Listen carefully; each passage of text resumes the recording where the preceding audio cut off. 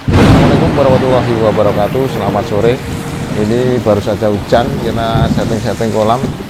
Nah, saya pengen menjawab dari pertanyaan-pertanyaan teman-teman yang khususnya karena memang saya kebetulan pond builder ya, pond builder, pond konseptor itu seringkali mendapat pertanyaan begini, bukan pertanyaan, keheranan dari kita duduk sini ya biar agak adem kakinya. Keheranan dari calon customer atau calon owner kolam koi gitu kan. Jadi menanyakan, biasanya begini pertanyaannya, bikin kolam koi, Mas Tosin bikin kolam koi berapa per kubik gitu. Jadi saya sampaikan mau yang seperti apa dulu gitu kan. Ada yang mau 5 juta per kubik bisa, 10 juta per kubik bisa, bahkan 20 juta per kubik pun bisa. Mau seperti apa gitu kan. Nah, ketika kita sampaikan, beliau kaget, lah ini kok mahal sekali, lebih mahal daripada kolam renang gitu. Nah, saya sebenarnya karena saya pond builder ya, bukan full builder, bukan yang profesional di kolam renang, bukan, tapi saya spesialis kolam koi. Itu hanya bisa membayangkan seperti ini. Secara fungsi saja berbeda, iya kan? Secara fungsi berbeda. Kalau kolam koi ini kita menciptakan keseimbangan ekosistem, artinya ikan kan tinggal di sini, hidup di sini, makan di sini, buang kotoran di sini, yang airnya itu saja kan gitu. Beda seperti kolam renang. Kalau kolam renang tugasnya adalah supaya jernih saja, ya kan?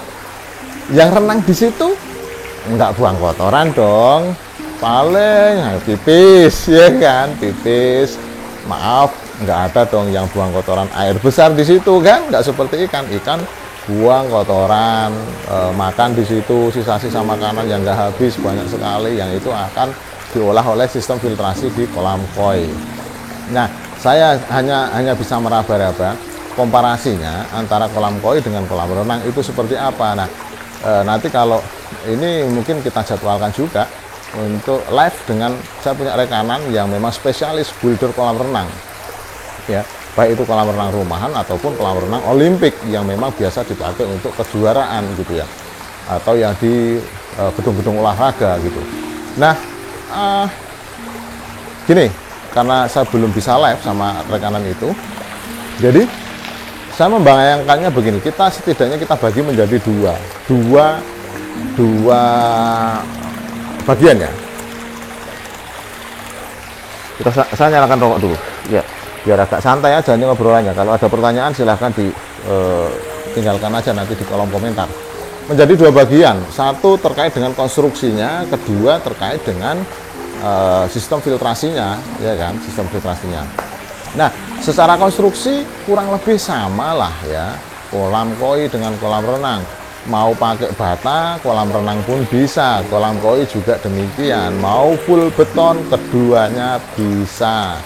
Nah, kenapa kalau kita seringkali lihat kolam renang itu kan full beton, ya begitu juga kolam koi ada dua macam, ada yang pakai bata, ada yang full beton. Nah, kalau saya prefer pakai full beton cor. Begitu juga pembersihannya tentu menyesuaikan, karena begini contohnya ya, kita bikin kolam koi itu tidak hanya menghitung kekuatan konstruksi si kolam itu sendiri, tapi juga menghitung kekuatan konstruksi di lingkungan sekitar. Contoh nih ya, rumah misalnya, kolam koi di belakang rumah ataupun di samping rumah lah ya, di samping rumah itu rumahnya tingginya 4 lantai, 3 lantai ataupun 5 lantai. Nah, ada dindingnya juga tingginya 3 meter ataupun 4 meter. Nah, kalau konstruksinya tidak mengikuti konstruksi kolamnya, kan praktis kolam ini akan kita gali setidaknya 2 meter ataupun 2,2 meter, tergantung nanti mau ngejar kedalaman bersihnya berapa. Nah, karena kita menghitung kekuatan konstruksi sekitar, yang di situ ada cakar ayam, ada fondasi, tentu konstruksi kolam koi juga mengikuti, baik pembersihannya maupun kualitas betonnya. Jadi nggak bisa juga asal sembarangan bikin kolam koi, nanti kita gali 2,2, tiba-tiba ada gempa, rumahnya miring, atau dindingnya roboh, lah yang dicari kita lagi. Ini gara-gara kolam koi, misalnya seperti itu. Artinya secara konstruksi saya yakin teman-teman di kolam renang juga pasti memperhitungkan itu, gitu ya. Nah, apakah dengan konstruksi yang super ngotot itu bisa disamakan dengan konstruksi yang bata? Artinya per kubik sekian, ya tentu tidak. Praktis itu akan berbeda-beda.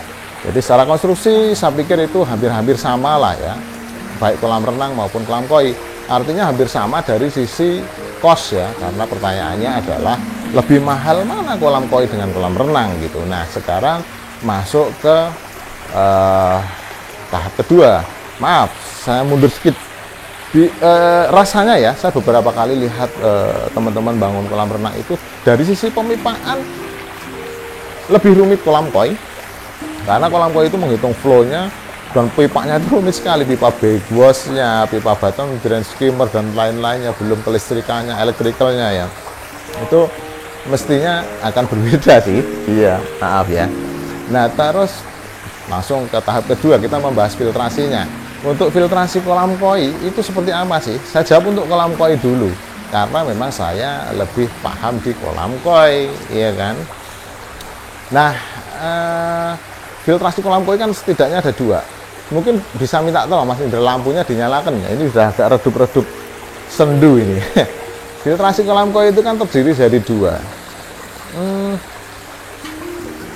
Satu mekanis itu untuk menyaring kotoran. Ya, ada kotoran ikan, ada bekas atau pelet yang nggak kemakan. Terima kasih Mas Indra, sudah terang. Nah, filter mekanis itu fungsinya adalah untuk menyaring kotoran, ya kan, supaya airnya jernih. Airnya kan ini saja nih, keliling-keliling. Seringkali disebut ini ekosistem tertutup, tidak seperti sungai atau danau yang setiap hari ganti air gitu kan. Setiap jam, setiap detik airnya ganti. Kolam koi airnya ini aja, tapi dia harus tetap secara parameter stabil dan nggak boleh main chemical seperti halnya di kolam renang gitu. Jadi ada filter mekanis. Filternya apa sih? Segala macam media yang bisa dipakai untuk menangkap kotoran baik kasar maupun halus dan tidak cepat busuk. Prinsip utamanya itu. Kalau zaman sekarang yang canggih pakai rotary drum filter, artinya secara berkala dia membuang kotoran gitu. Nah, lolos dari filter mekanis di kolam koi ini ada namanya filter biologi. Filter biologi untuk apa? Untuk proses nitrifikasi. Jadi balik lagi ke tadi ya, kita akan menciptakan keseimbangan ekosistem. Nah, ekosistem apa? Ekosistem air ini sendiri di ekosistem di dalam ekosistem tertutup ya. Nah, air kan sudah tersaring oleh media mekanis ya. Tentu sudah jernih, tapi seringkali kita dengar kan air jernih belum tentu sehat. Amoniaknya masih tinggi misalnya, nitritnya masih tinggi, ataupun pH-nya nggak standar, jauh di bawah 7,5 atau di atas 7,5 gitu ya. Nah, ini fungsi dari media biologi. Kita mau ternak bakteri di sini, bakteri nitrifikasi namanya. Sebenarnya itu bakterinya banyak sekali, tapi yang sering kita sebut ada bakteri nitrobakter dan nitrosomonas. Dia akan mengolah dari amonia menjadi nitrit, lalu menjadi nitrat dan seterusnya, sehingga parameter air di kolam koi ini stabil. Kira-kira gambaran besarnya seperti itu untuk kolam koi. Lupa saya. Ada satu lagi filter kimia, sering sebut. Di kolam ini kita menggunakan oyster. Oyster itu kulit kerang. Kulit kerang ini nanti berfungsi sebagai pH buffer. Jadi dia lama-lama akan terkikis oleh air dan membuffer pH supaya nggak turun jauh dari 7,5. Kebetulan ini kolam outdoor, potensialnya kena air hujan ya, jadi menggunakan filter kimia juga. Filter kimia ini bebas, mau ditaruh di setelah mekanis sebelum biologis, ataupun di biologis setelah biologis baru filter ini untuk yang pH buffer gitu ya. Kira-kira seperti itu ya, mudah-mudahan bisa kebayang gimana sih menciptakan keseimbangan ekosistem di dalam ekosistem tertutup. Sementara ikan itu tinggal di situ, buang kotoran di situ ya kan. Pipisnya mungkin juga, kalau dia pipis ya di situ, tapi tidur makan juga di situ. Beda seperti kolam renang. Kalau kolam renang kan dia yang penting jernih ya, yang penting jernih, parameter diperhatikan. tapi tidak sejelimet kolam koi, karena di situ tidak ada kehidupan, ya kan. Supaya jernih bagaimana kolam renang, karena kotorannya nggak banyak. Balik lagi, nggak ada yang pup di situ kan, nggak ada yang makan di situ kan. Nah, umumnya menggunakan sand filter untuk menyaring kotoran itu. Nah, terus supaya nggak hijau, pakai apa? UV juga, seperti di kolam koi juga pakai UV. Nah, supaya nggak lumutan, supaya pH-nya nggak turun jauh, setahu saya ada namanya pakai klorin, pakai PAC ya, untuk ngikat kotoran, dan nanti kotorannya itu ngendap di bawah lalu divakum. Ada bahkan pakai HCl untuk menstabilkan pH. Seperti itu kolam renang. Mungkin ada yang salah atau saya kurang detail, teman-teman kolam renang bisa mengkoreksi ya. Jadi sedikit banyak seperti itulah kalau untuk di kolam renang. Dan nanti kotorannya itu ada yang divakum, ada di apa. Nah, saya pernah melihat teman bikin kolam koi itu menggunakan sand filter, karena asumsinya kolam koi lo jernih terus, kolam renang lo jernih terus gitu. Ya, saya sampaikan, kalau Anda menggunakan filter kolam renang diterapkan di kolam koi, yang ada clogging atau mampet gitu kan. Teman-teman selalu melihat kolam renang itu jernih terus. Lupa kalau kolam renang itu tidak dipakai untuk buang kotoran, tidak dipakai untuk makan di situ, ya hanya untuk renang. Artinya kotorannya nggak sebanyak kolam koi gitu loh. Seperti itu kira-kira. Jadi pernah ada temen yang bikin kolam koi menggunakan sand filter yang dipakai kolam renang. Akhirnya ya nggak selang lama sudah clogging atau buntu ya. Mungkin seperti itu kira-kira. Jadi saya nggak menjawab lebih mahal mana kolam koi dengan kolam renang, karena tergantung volumenya, tergantung konstruksinya tadi juga. Tapi secara garis besar, mudah-mudahan teman-teman di sini bisa membayangkan seberapa rumitnya kolam renang dan seberapa rumitnya kolam koi gitu kan. Udah mau maghrib nih, masih ngerekam nggak kira-kira? Masih, oke ya.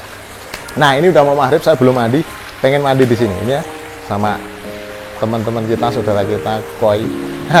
Saya lepas dulu ini mic-nya ya. Terima kasih sudah menonton video ini, meluangkan waktunya, meluangkan kuotanya. Ayo yuk kita jadi orang-orang baik yuk. Gimana caranya? Bagikan video ini ke teman-teman, ke saudara ataupun kolega ya. Mudah-mudahan ini bermanfaat dan menginspirasi. Barangkali ada yang mau bikin kolam koi mungkin, atau mau menanyakan problematikanya kolam koi mungkin. Nah itu silahkan saja, feel free ya. Terima kasih. Woi, mandi betul kita.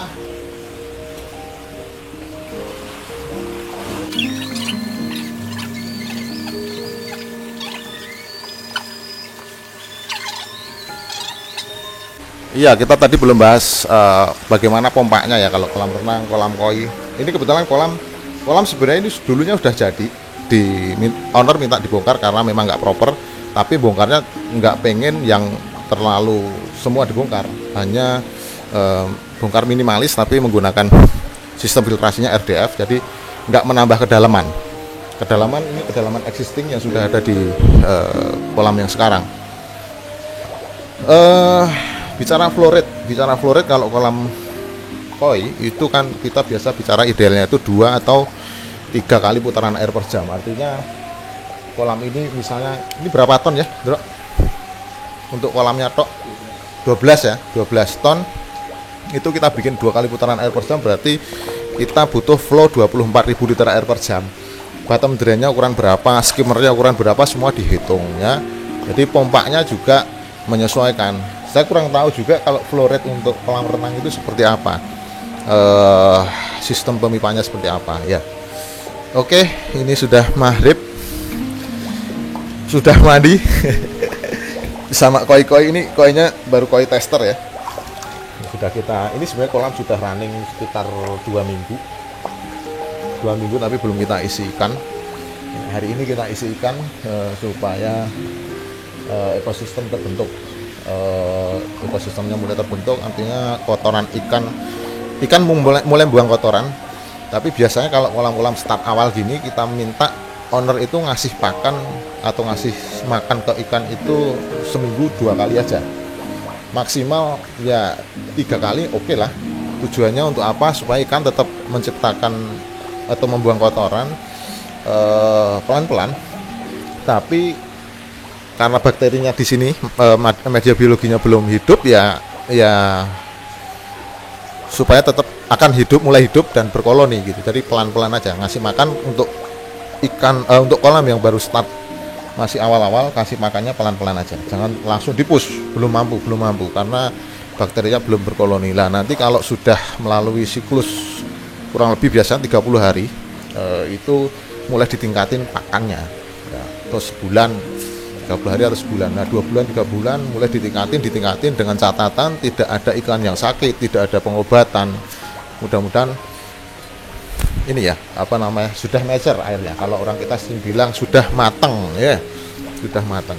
Beda kan kalau kolam renang mainnya chemical full, bahkan pakai HCl ya, PAC ataupun klorin. Kalau kolam renang full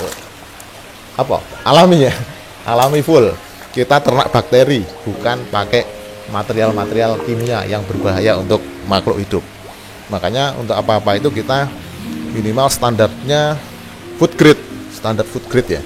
Contoh misalnya baut-baut apa segala macam itu cari yang cari stainless yang 304 minimal atau 316. Terus untuk apapun itulah selalu peralatannya yang food grade, karena memang ada kehidupan di kolam koi. Menarik ya untuk disimak ya. Saya lanjut mandi dulu ah.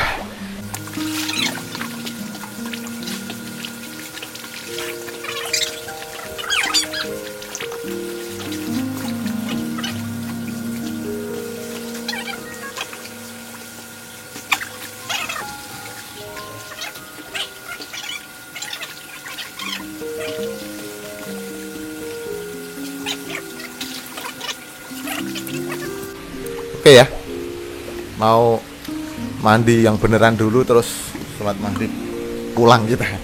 Udah sah, kolam baru kita pakai untuk mandi. Nanti kalau udah serah terima ke owner, nggak enak kita mau mandi di sini.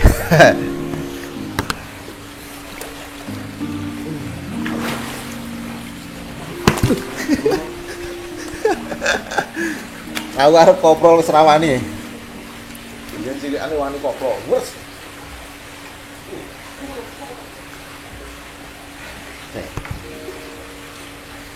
Wah, baterainya habis. Oh, kalau si gajak. Wah.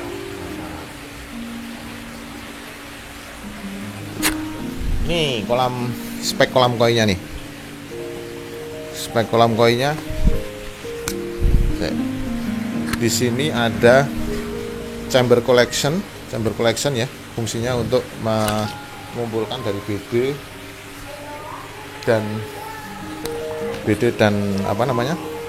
skimmer.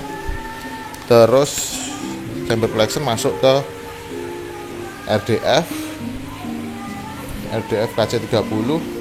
Di sini ada media biologi, kita pakai momogi dan pompa utama ke waterfall dan pompa arus.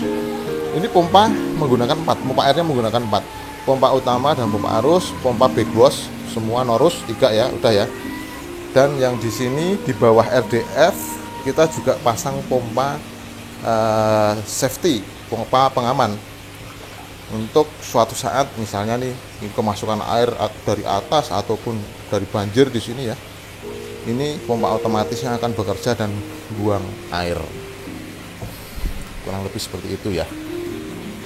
Terima kasih ya, ini udah dingin sekali nih. Assalamualaikum warahmatullahi wabarakatuh.